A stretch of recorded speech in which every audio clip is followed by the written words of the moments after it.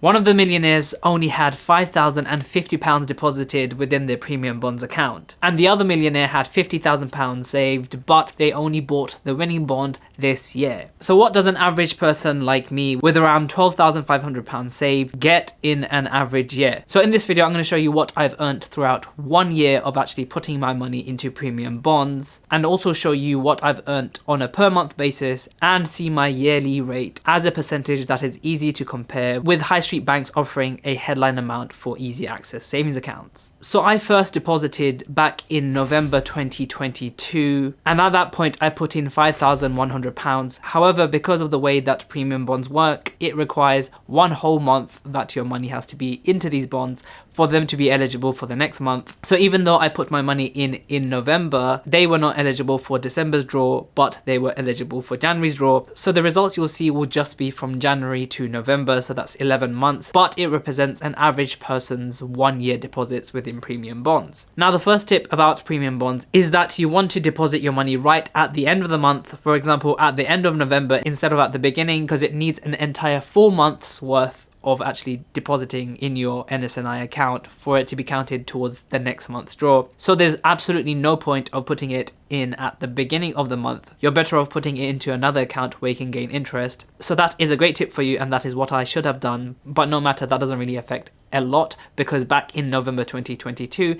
banks were paying out around 1% anyway. So in January I had £5,100 that were eligible for the prize draw. In January I added another £550 of my money into premium bonds, and the amount I won was a grand total of £50. Now, as a percentage for that month, if I were to stop investing, I would have made 0.98% of my money just in 1 month, which is actually not too bad considering back in January the best accounts were paying something around this anyway, and this is only 1 month's worth. And if I had invested in for a full year, assuming that I was that lucky every month, that would have made me an equivalent of 11.76% annually. Now, the maths that I'm going to use for projecting this 12-month figure is actually going to be very simple and basic. There's a lot of flaws to it, and it kind of takes into consideration the amount of months that have passed, and it tries to extrapolate that if you had been this lucky, then maybe in those 12 months, given your luck, that is what you could be expecting with the luck that you have so far. But anyway, let's move on to February. So February, I had £5,100 again that was eligible for the prize draw. I deposited £550 in January, but this is not going to be eligible for prize draw until March. So same amount. Let's see how much I won in February. So in February, I did win and I won £25, which is actually the minimum amount you can win in premium bonds. So as a percentage for that month, that is a return of 0.49%, considering the total amount I have saved with premium bonds.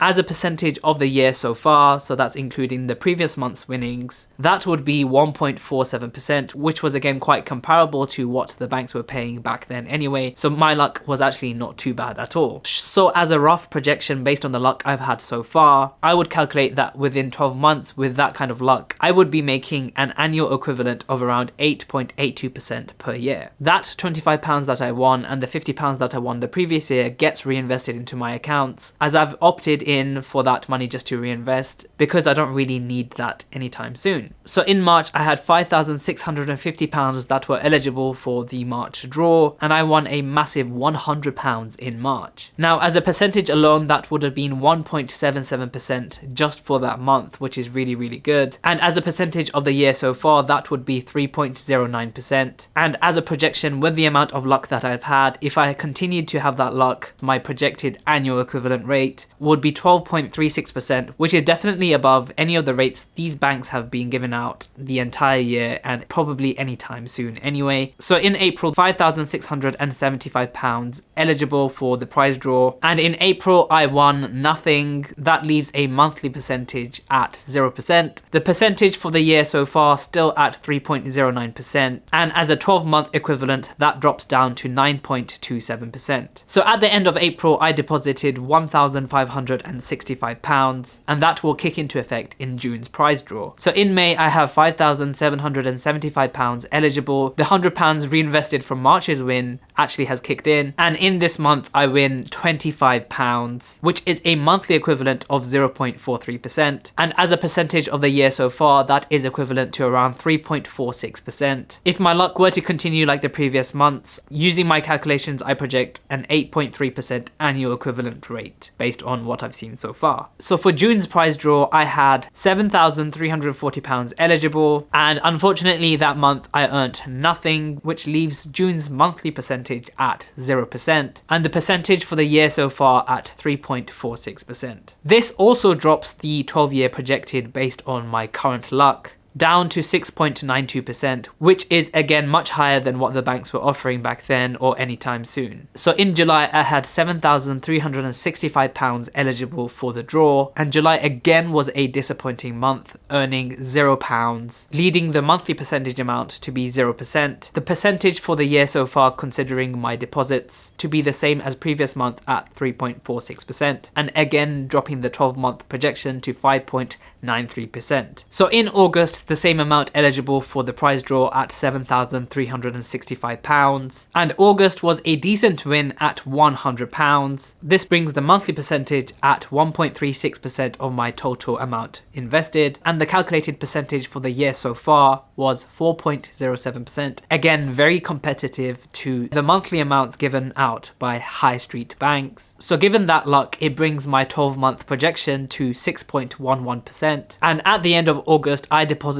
an extra £4,835 into my premium bonds account. So in September, the same amount of eligibility at £7,365. I won nothing that month, unfortunately, so the monthly percentage was 0%. The percentage year so far was 4.07%, bringing my 12-month projection with my previous month's luck considered down to 5.42% as an annual equivalent rate. So in October, August's boost to my bonds kicked in, and I was eligible for £12,200 worth of premium bonds, and in that month I won just £50. Now with £50, that is a monthly equivalent of 0.41%. Now that I have significantly more bonds, the amount I win is going to be a smaller percentage of the amount that I have invested, and given this new data, the percentage equivalent for the year so far was 2.86%, which was a lot lower at that time for what the guaranteed amounts from easy access savings accounts such as Chip and even Santander were giving out. That also brings down the 12-month projection based on the past month's luck down to 3.43%. Now in November's draw, which was just yesterday, I had an eligibility of £12,250 and I won a humongous £25. So this was just a 0.2% equivalent for the month, bringing my percentage for the year so far at only 3.06%. And considering my luck so far, my 12-month projection, which just basically forecasts what I could be earning in December, is at 3.34%. So in either case, the amount that I've earned from putting my money into premium bonds is between 3 and 3.3%, which is a lot lower than the current prize fund rate of 4.65%. Meaning that all things considered, I'm pretty much level with the average prize fund rate, as that has also increased in line with increasing bond yields and so on and so forth. So I wouldn't class myself as being unlucky. I would say I'm pretty lucky or have very much bang on average luck. I personally use my premium bonds as my emergency fund, and I know this month I've taken out £500 and I'm going to use it as a normal emergency fund, meaning that when I do need the money, I'm going to pull it out. I think premium bonds can be a great place to put your emergency fund, but I think that currently if you have normal luck, you're better off putting it into an account such as Chip, which pays 4.84%. Money market funds from companies such as Plum Interest and also Lightyear are paying around 5% annual equivalent rates. They are always subject to change,